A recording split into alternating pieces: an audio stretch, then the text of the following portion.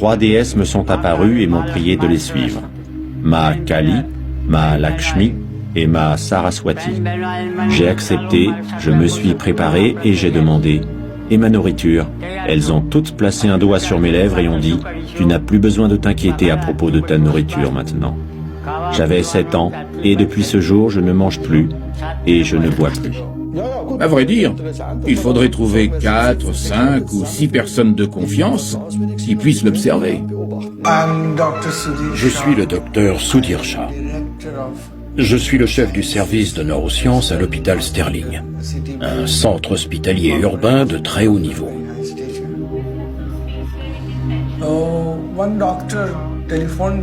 Un médecin m'a appelé en me disant qu'il avait appris l'existence de cette personne, Prahlad Jani, qui n'avait pas mangé ou bu depuis presque 64 ans.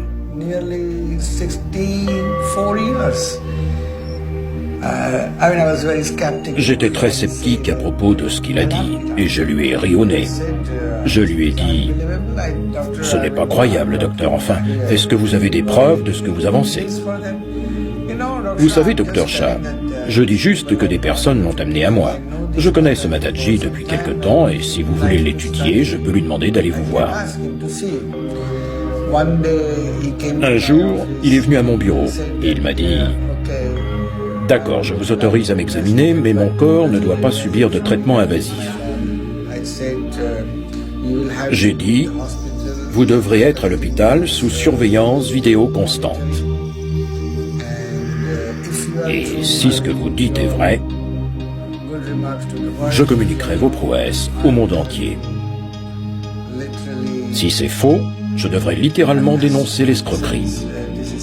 Si vous êtes prêts, suivez-moi. » Le docteur Sudhir Shah s'est adressé à moi à propos de ce Mataji. Pour la médecine, c'est tout simplement impossible.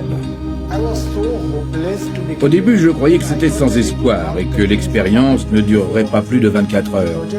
Que l'on ne pourrait pas prouver que Prahlad Jani ou Mataji n'ingérait rien, ne consommait ni eau ni nourriture, n'évacuait pas d'urine ou de sel.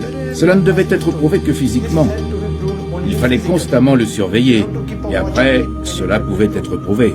Alors il a été placé sous surveillance constante, sous ma responsabilité. Tout le personnel de sécurité faisait partie de l'hôpital. Il y avait également une surveillance vidéo.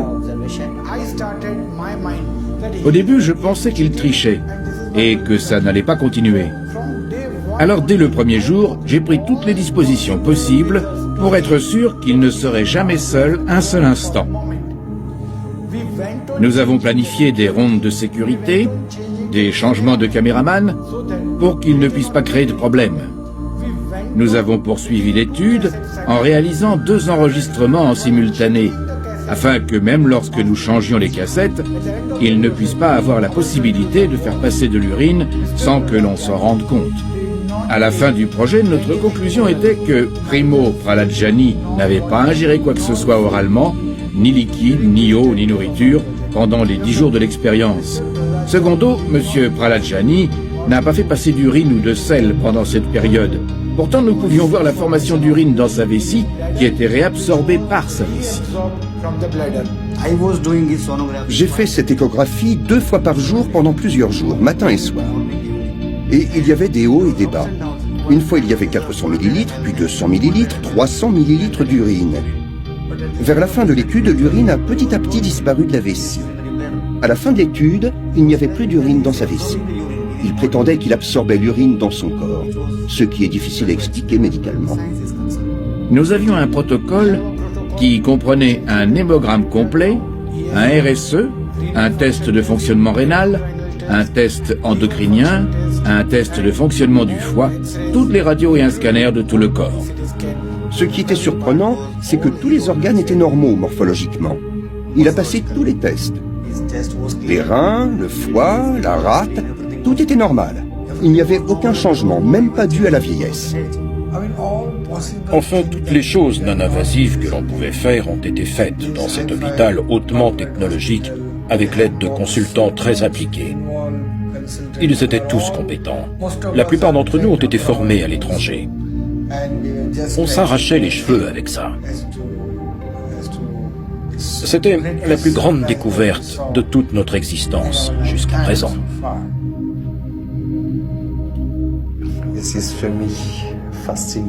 Je trouve cela fascinant et absolument incompréhensible. Ça dépasse totalement mon imagination.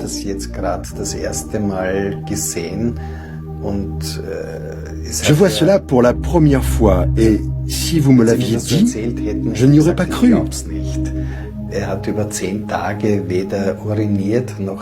Pendant 10 jours, il n'a pas uriné, ni évacué les selles. Il n'a ni mangé, ni bu. Ils lui ont fait subir des tests en laboratoire.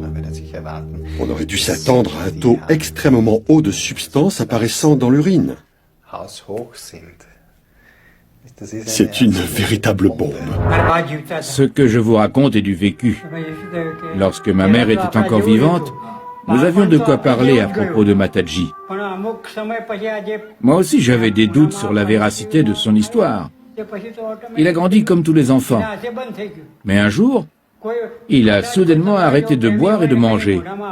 Si quelqu'un le forçait à manger, il vomissait tout. Ils l'ont examiné. Il ne retenait rien. Il vomissait tout de suite. Lorsqu'il a eu 11 ans, il nous a quittés. Il est allé dans la forêt de Mahabaleshwar, où il a médité pendant 6 ans.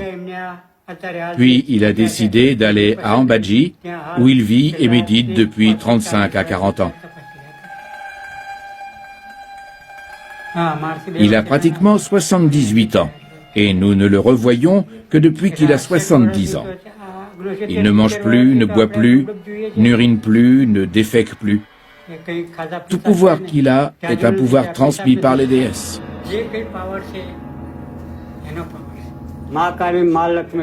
Lorsque les déesses apparaissent à moi, je perds conscience. J'hallucine. Tout ce que je vois est lumière. Rien que de la lumière partout. Beaucoup de scientifiques m'ont demandé « D'où tirez-vous votre énergie? Comment pouvez-vous vivre sans boire ni manger ?» Alors je leur réponds que ça fait des années. Je défie la science. C'est une bombe. Toute la science doit être questionnée. Il y a quelque chose là-dedans. Quelle est cette chose? Nous devons la trouver.